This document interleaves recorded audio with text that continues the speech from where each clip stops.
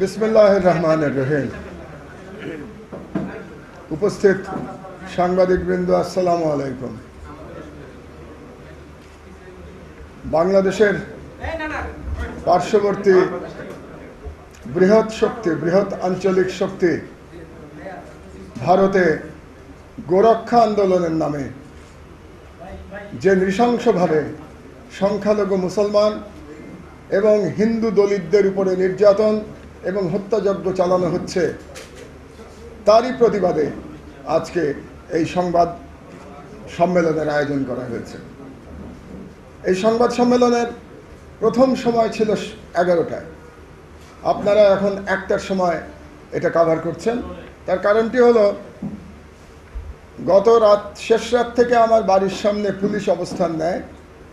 আজকে সকাল 8টায় আমি যখন বাসা থেকে বেরোবো, আপনাদের এখানে আসব, তখন আমি শুনলাম যে ডিবি পুলিশ আমার বাড়ির ভেতরে বসে আছে। আমি একটা ফ্ল্যাট বাড়িতে থাকি এবং আমার ড্রাইভারকে বলে দিয়েছে যে তাদের সঙ্গে আলোচনা না করে যেন কোনো গাড়ি বের না হয়। তো আমি নিচে নেমে এলাম, এসে জিজ্ঞেস করলাম যে কোত্থেকে তারা এসছেন। বললেন ডিবি পুলিশ। তারপরে তাদের দুজন সিনিয়র অফিসার আসলেন, দুজনই এসি।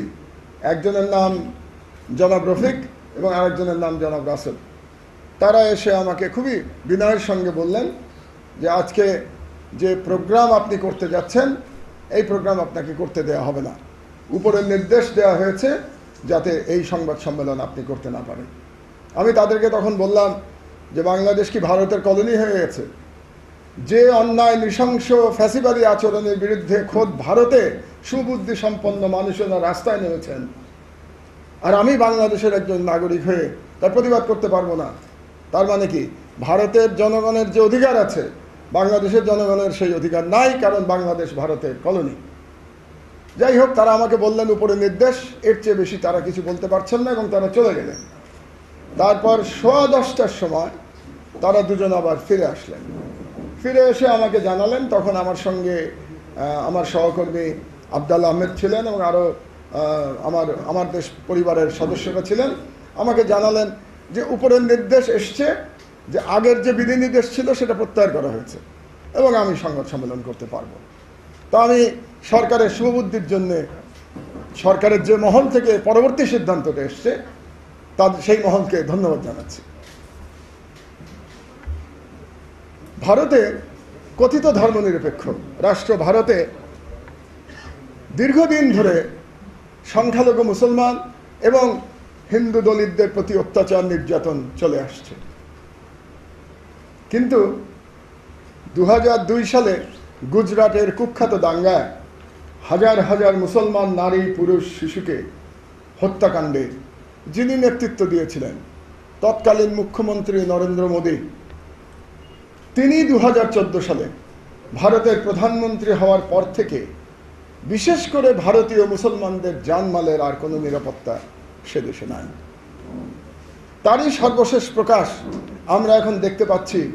গোরক্ষা আন্দোলনের নামে কিভাবে মানবাধিকার লঙ্ঘন করা হচ্ছে, কিভাবে মানুষকে পিটিয়ে হত্যা করা হচ্ছে, কিভাবে একজন কিশোরকে ট্রেনের মধ্যে পিটিয়ে মেরে তাকে রেল লাইনে ফেলে রাখা হচ্ছে, তার ছবি আমাদের ব্যানারে আপনারা দেখতে পাচ্ছেন।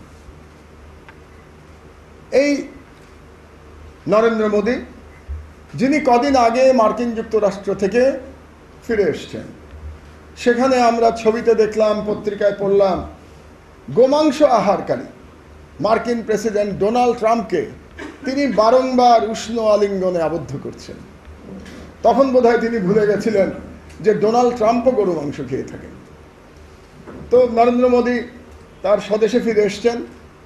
সেই একজন গোমাংস আহারকারীকে আলিঙ্গন করবার প্রায়শ্চিত্ত তিনি কিভাবে করেছেন আমার জানা নেই, কিন্তু তিনি এখানে ফেরার পর থেকে বাংলাদেশে মুসলমানদের উপর অত্যাচার নির্যাতন ঘটনা আরো বেড়ে গেছে, ভারতে আরো বেড়ে গেছে। আপনারা দেখেছেন যে দুদিন আগে ঝাড়খণ্ডে কিভাবে আলিমুদ্দিন নামে এক ভদ্রলোককে রাস্তার মধ্যে পিটিয়ে মেরে তার গাড়ি পুড়িয়ে ফেলা হয়েছে। এবং আপনাদের অনেকেই হয়তো অবগত আছেন, গরু মাংস রপ্তানিতে ভারত দ্বিতীয় বৃহত্তম রাষ্ট্র। তো যে রাষ্ট্র গরু মাংস রপ্তানিতে দ্বিতীয় বৃহত্তম রাষ্ট্র হয়, এবং রপ্তানিকারকদের মধ্যে বর্তমান ক্ষমতাসীন দিল্লির বিজেপি নেতারাও আছেন বড় রপ্তানিকারকদের মধ্যে। সেই রাষ্ট্রে গোমাংস খাওয়ার অপরাধে কিংবা গোমাংস বহন করার অপরাধে সংখ্যালঘু মুসলমানদের এবং দলিতদের উপরে অবিশ্বাস্য নৃশংস নির্যাতন চালানো হচ্ছে। একজন মানবাধিকার কর্মী হিসেবে, সংবাদ মাধ্যমের একজন কর্মী হিসেবে, একজন বিবেক সম্পন্ন মানুষ হিসেবে এবং একজন মুসলমান হিসেবে আমরা এই অত্যাচার নীরবে সয়ে যেতে পারি না। আমাদের প্রতিবাদ করার অন্তত অধিকারটা রয়েছে। দুর্ভাগ্যজনকভাবে বাংলাদেশে এখন পর্যন্ত কোনো মহল থেকে এই নির্যাতনের বিরুদ্ধে একটি শব্দ উচ্চারিত হয়নি। আমরা জানি যে বর্তমান ক্ষমতাশীল দখলদার ফ্যাসিবাদী শক্তি তারা দিল্লির আশীর্বাদ ধন্য, কাজে তাদের কাছ থেকে আমরা তো এই ধরনের কোনো কিছু আশাই করতে পারি না যে তারা ভারতে মুসলমানদের উপর অত্যাচারের কোনো প্রতিবাদ করবে। সেই আশা করাটাই অমূলক। কিন্তু দুঃখের বিষয় হচ্ছে যে বিরোধী রাজনৈতিক দলগুলো যারা ইসলামের কথা বলেন তারাও চুপ করে আছে। কারণটি কি? ভারতের বা দিল্লির আশীর্বাদ পুষ্ট হয়ে আমাদের ক্ষমতায় যেতে হবে। সেই কারণে সকল রাজনীতিবিদের মুখে তালা, দিল্লিকে চটিয়ে তো ক্ষমতা আর বসা যাবে না। এমনকি ইসলামের নাম নিয়ে যারা রাজনীতি করেন কিংবা বিভিন্ন সংগঠনে নেতৃত্ব দেন তারাও এখন পর্যন্ত ভারতে মুসলমানদের উপরে এই নিগ্রহের বিরুদ্ধে কোনো প্রতিবাদ উচ্চারণ করেন নাই। এই ব্যর্থতা ক্ষমার অযোগ্য। কারণ আপনি যদি প্রকৃত ইসলামের পক্ষাবলম্বী হয়ে থাকেন তাহলে বিশ্বে মুসলিম উম্মার উপরে যেখানেই অত্যাচার নির্যাতন হোক না কেন আপনার সেখানে দাঁড়িয়ে প্রতিবাদ করা যে কোনো মুমিন মুসলমানের কর্তব্য। তাহলে যারা আমরা করছি না সেই কর্তব্য আমরা পালন করছি না। এবং আমাদের দেশে আমরা দেখেছি কিছুদিন আগে পর্যন্ত জুম্মার নামাজে এবং ঈদের নামাজের দোয়ায় পৃথিবীর বিভিন্ন জায়গার নিপীড়িত মুসলমানদের জন্য দোয়া করা হতো। এবং সেই নিপীড়িত মুসলমানদের মধ্যে ফিলিস্তিনের মুসলমানরা থাকতেন, কাশ্মীরের মুসলমানরা থাকতেন, মিয়ানমারের মুসলমানরা থাকতেন এবং অন্যান্য জায়গার মুসলমানরা থাকতেন।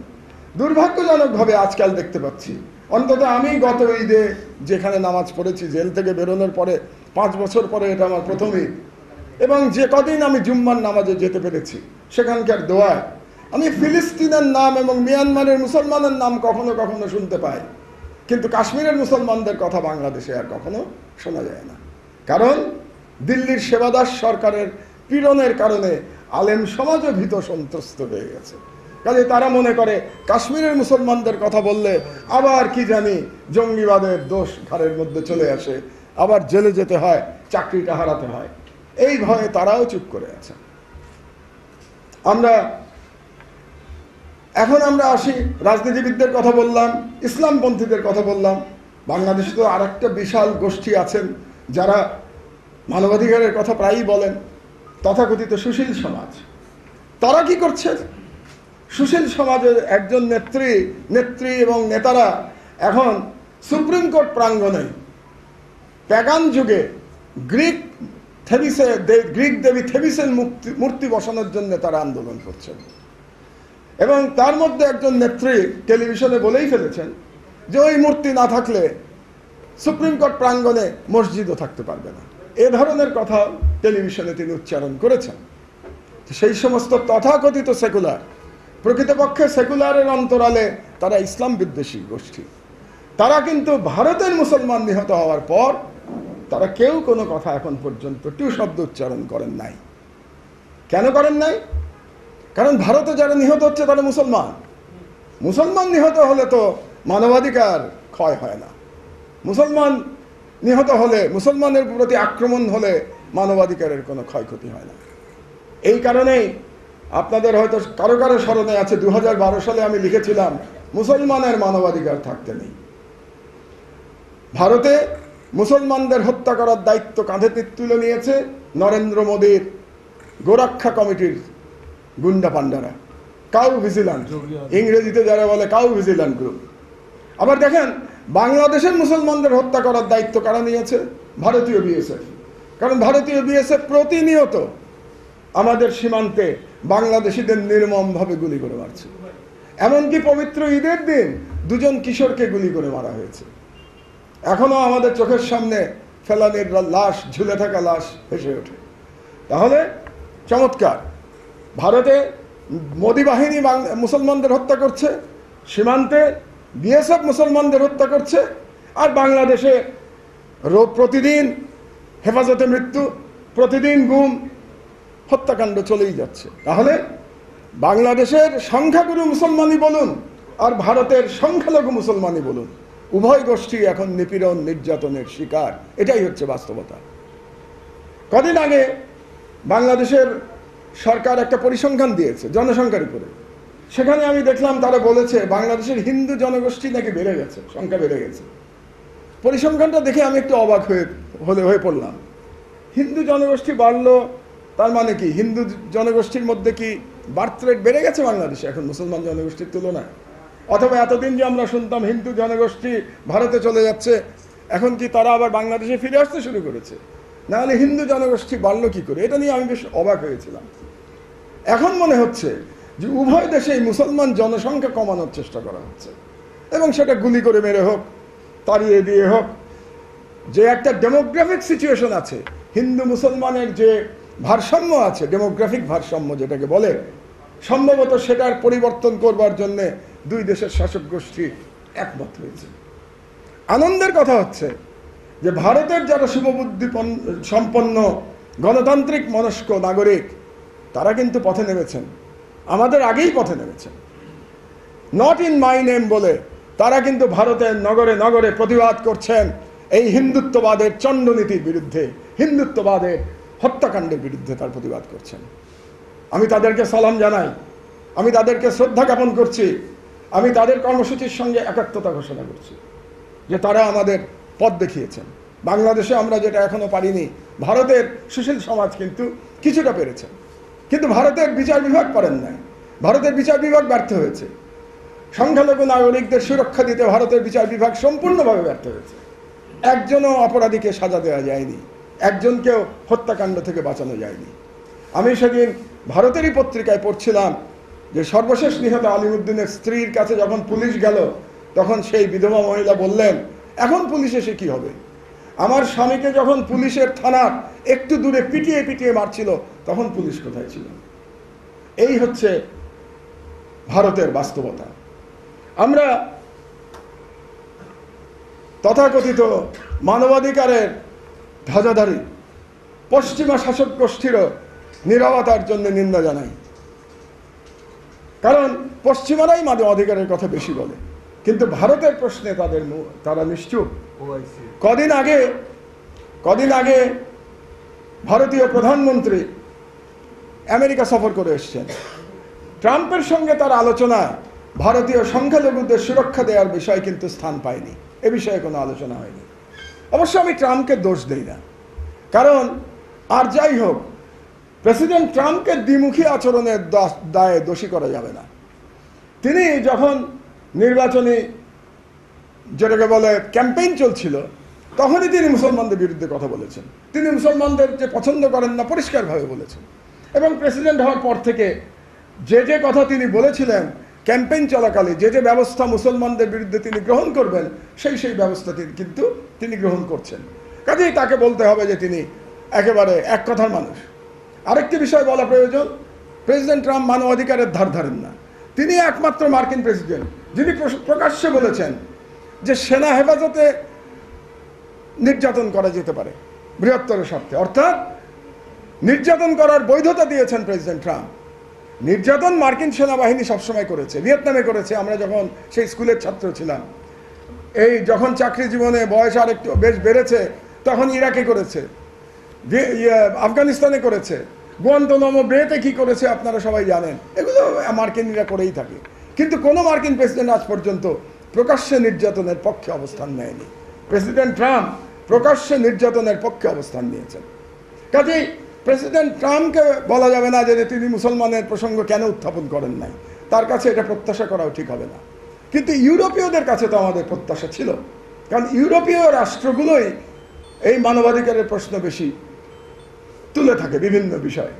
কিন্তু আবার একটা জিনিস মনে রাখতে হবে, এই ইউরোপীয় রাষ্ট্র যখন মুসলমান মানবাধিকারের ভিকটিম হয় তখন তারা দৃষ্টি অন্যদিকে ঘুরিয়ে রাখে। যেমন আপনাদেরকে একটা উদাহরণ দেই, 1995 সালে স্রেব্রেনিৎসায় যে হত্যাকাণ্ড হয়েছিল, যেটা কুখ্যাত হত্যাকাণ্ড হিসেবে আমরা জানি, সেই বসনিয়া শহরে, সেখানে যে জাতিসংঘের সেফ এরিয়া ছিল সেখানে আশ্রয় নিয়েছিল মুসলমান নারী পুরুষ হাজার হাজার, এবং সেটার দায়িত্বে ছিলেন জাতিসংঘের ডাচ শান্তিরক্ষী বাহিনী, নেদারল্যান্ডের শান্তিরক্ষী বাহিনী। তো রাতকো মলাদিচ হচ্ছে সার্বিয়ানদের ওয়ারলর্ড এবং কুখ্যাত লোক। তার সেনাবাহিনীর কাছে এই অসহায় নারী পুরুষ শিশু তাদেরকে সমর্পণ করে ডাচ সেনাবাহিনী জাতিসংঘের সেফ এরিয়া ছেড়ে চলে গেছিল। তাতে ফল কি হয়েছিল? 8,000 পুরুষ এবং শিশুকে তারা হত্যা করেছিল একদিনে। অসংখ্য নারী নির্যাতনের শিকার হয়েছে এবং ইউরোপীয়রা অন্যদিকে চোখ ঘুরিয়ে থেকেছে। সেই কারণেই আজও যখন ভারতে মুসলমানদের উপরে নির্যাতন চলছে তখন আমরা দেখতে পাই ইউরোপীয় রাষ্ট্রগুলি নীরব থাকছে। বাংলাদেশে আপনারা জানেন, আমরা এটা নিয়ে খুবই গর্ববোধ করি যে বাংলাদেশে আবহমান কাল থেকে সাম্প্রদায়িক সম্প্রীতি চলে আসছে। বাংলাদেশ সাম্প্রদায়িক সম্প্রীতির জন্য একটি উল্লেখযোগ্য রাষ্ট্র এবং আমরা খুবই গর্ববোধ করি এই সংস্কৃতির জন্য।